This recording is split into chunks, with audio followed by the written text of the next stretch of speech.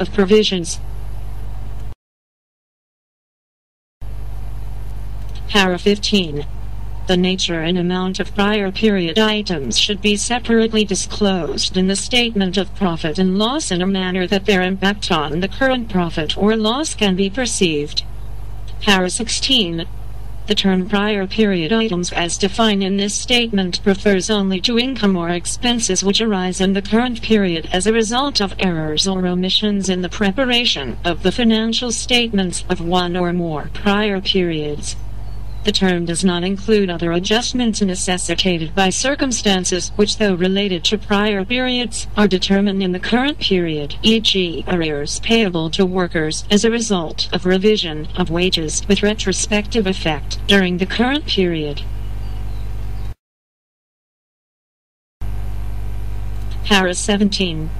Errors in the preparation of the financial statements of one or more prior periods may be discovered in the current period. Errors may occur as a result of mathematical mistakes, mistakes in applying accounting policies, misinterpretation of facts, or oversight. Para 18. Prior period items are generally infrequent in nature and can be distinguished from changes in accounting estimates. Accounting estimates by their nature are approximations that may need revision as additional information becomes known. For example, income or expense recognized on the outcome of a contingency which previously could not be estimated reliably does not constitute a prior period item. Para 19. Prior period items are normally included in the determination of net profit or loss for the current period. An alternative approach is to show such items in the statement of profit and loss after determination of current net profit or loss. In either case, the objective is to indicate the effect of such items on the current profit or loss. Changes in accounting estimates. Para 20. As a result of the uncertainties inherent in business activities, many financial statement items cannot be measured with precision but can only be estimated. The estimation process involves judgments based on the latest information available. Estimates may be required, for example, of bad debts, inventory obsolescence, or the useful lives of depreciable assets. The use of reasonable estimates is an essential part of the preparation of financial statements and does not undermine their reliability. Para 21. An estimate may have to be revised if changes occur regarding the circumstances on which the estimate was based or as a result of new information, more experience, or subsequent developments.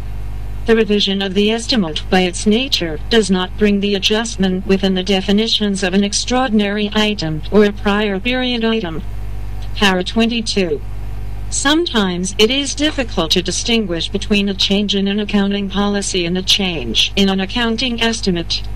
In such cases, the change is treated as a change in an accounting estimate with appropriate disclosure. Para 23. The effect of a change in an accounting estimate should be included in the determination of net profit or loss in A. the period of the change, if the change affects the period only, or B. the period of the change and future periods, if the change affects both. Para 24. A change in an accounting estimate may affect the current period only or both the current period and future periods. For example, a change in the estimate of the amount of bad debts is recognized immediately and therefore affects only the current period. However, a change in the estimated useful life for the depreciable asset affects the depreciation in the current period and in each period during the remaining useful life of the asset. In both cases, the effect of the change relating to the current period is recognized as income or expense in the current period. The effect, if any, on future periods is recognized in future periods.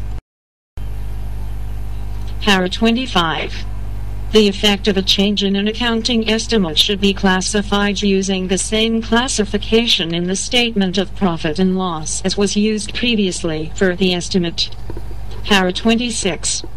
To ensure the comparability of financial statements of different periods, the effect of a change in an accounting estimate which was previously included in the profit or loss from ordinary activities is included in that component of net profit or loss.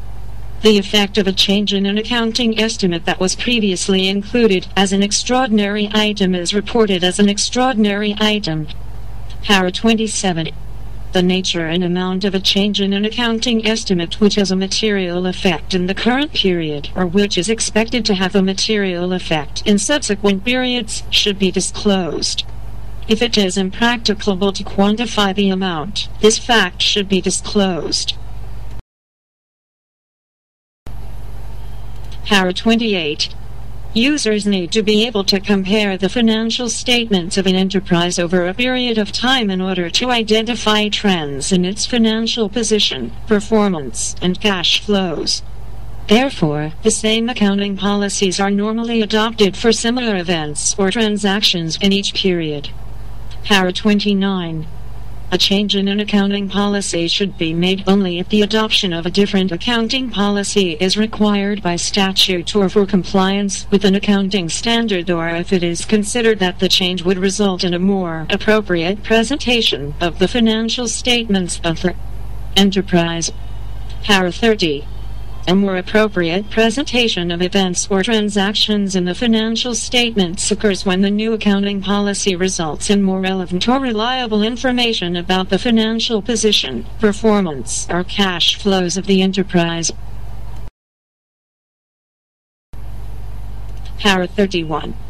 The following are not changes in accounting policies. A. The adoption of an accounting policy for events or transactions that differ in substance from previously occurring events or transactions, e.g., introduction of a formal retirement gratuity scheme by an employer in place of ad hoc ex gratia payments to employees on retirement. And B. The adoption of a new accounting policy for events or transactions which did not occur previously or that were immaterial. Para 32. Any change in an accounting policy which has a material effect should be disclosed. The impact of and the adjustments resulting from such change, if material, should be shown in the financial statements of the period in which such change is made to reflect the effect of such change.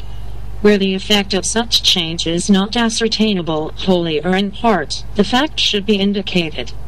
If a change is made in the accounting policies which has no material effect on the financial statements for the current period but which is reasonably expected to have a material effect in later periods, the fact of such change should be appropriately disclosed in the period in which the change is adopted.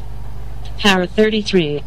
A change in accounting policy consequent upon the adoption of an accounting standard should be accounted for in accordance with the specific transitional provisions, if any, contained in that accounting standard. However, disclosures required by paragraph 32 of this statement should be made unless the transitional provisions of any other accounting standard require alternative disclosures in this regard. Thanks. Keep watching. Visit http://icos.blogspot.com/